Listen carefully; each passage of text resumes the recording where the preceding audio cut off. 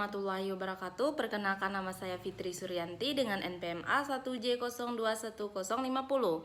Baiklah, kali ini saya akan menjelaskan hasil PPT saya yang berjudul Manajemen Pendidikan dan Peserta Didik. A. Manajemen pendidikan. Pengertian manajemen pendidikan.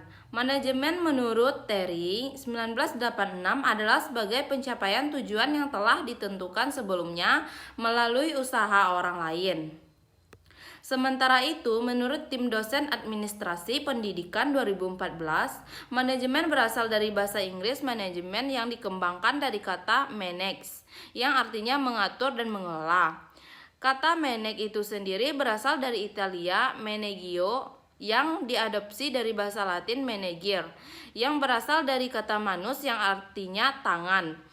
Jadi, pengertian manajemen pendidikan oleh tim dosen administrasi pendidikan 2014 adalah aktivitas yang harus dilakukan mulai dari pendidik, SDM, perekrutan, seleksi, penempatan, pemberian kompensasi, penghargaan, pendidikan, dan latihan pengembangan dan pemberhentian.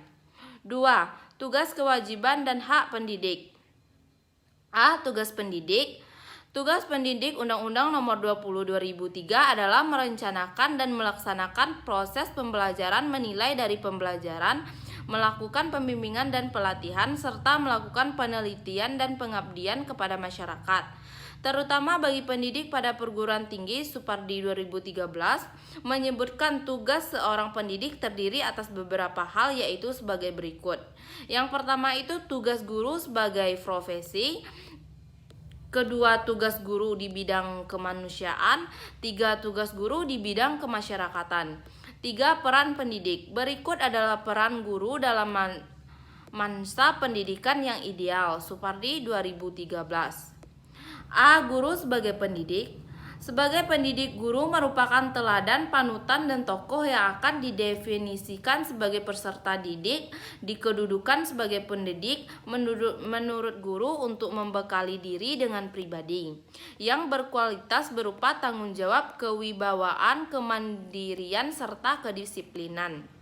Berkaitan dengan kewibawaan, guru harus dapat mengambil keputusan secara mandiri, cepat waktu, tepat, dan dalam rangka pencapaian kompetensi lulusan.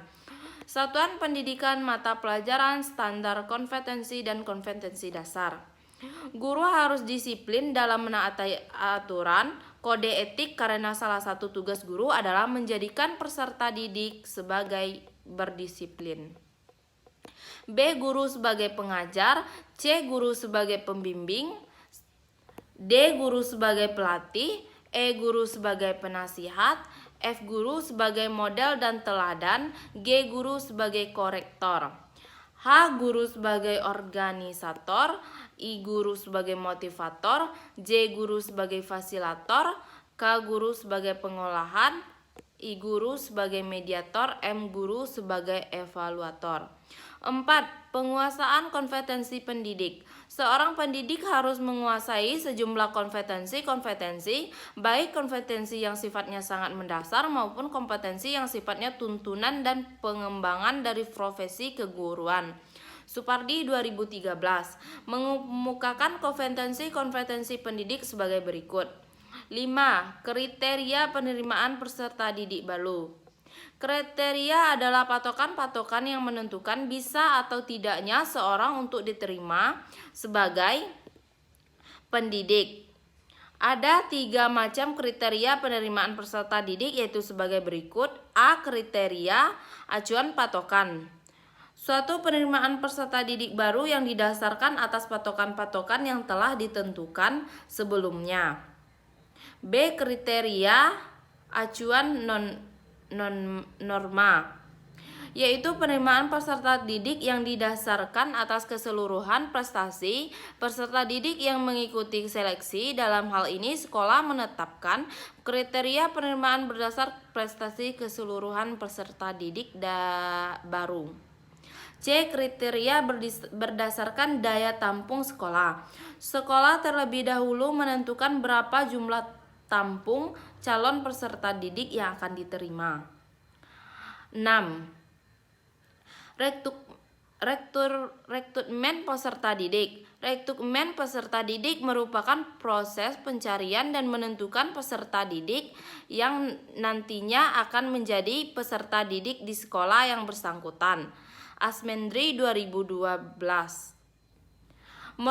Penerimaan merupakan kegiatan peserta didik dilakukan oleh lembaga pendidik maupun perguruan tinggi lainnya. Prosedur perekrutan peserta didik menurut Asmendri 2012 antara lain sebagai berikut. Yang pertama, A. Pembentukan panitia penerimaan. B. Rapat penerimaan peserta didik baru. C. Pembuatan pengiriman pemasangan dan pengumuman. D. Pendaftaran peserta didik baru. E. Seleksi peserta didik baru. F. Rapat penentuan peserta didik yang diterima. G. Pengumuman peserta didik yang diterima. H. Pendaftar ulangan peserta didik yang baru diterima. Orientasi didik. Orientasi peserta didik merupakan orientasi perkenalan situasi yang kondisi sekolah yang diberikan kepada pendidik. Situasi dan kondisi tersebut meliputi lingkungan fisik, lingkungan sekolah. Lingkungan fisik sekolah meliputi jalan menuju sekolah, halaman sekolah, tempat olahraga, gedung perlengkapan sekolah, serta fasilitas-fasilitas lainnya yang disediakan oleh lembaga yang bersangkutan. Lingkungan sosial adalah meliputi kepala sekolah, guru-guru, tenaga dan tata usaha, teman sebaya, kakak kelas, peraturan dan tata tertib sekolah, layanan peserta didik, serta kegiatan dan organisasi kesiswaan yang ada pada lembaga. Itulah hasil PPT saya. Sekian, terima kasih.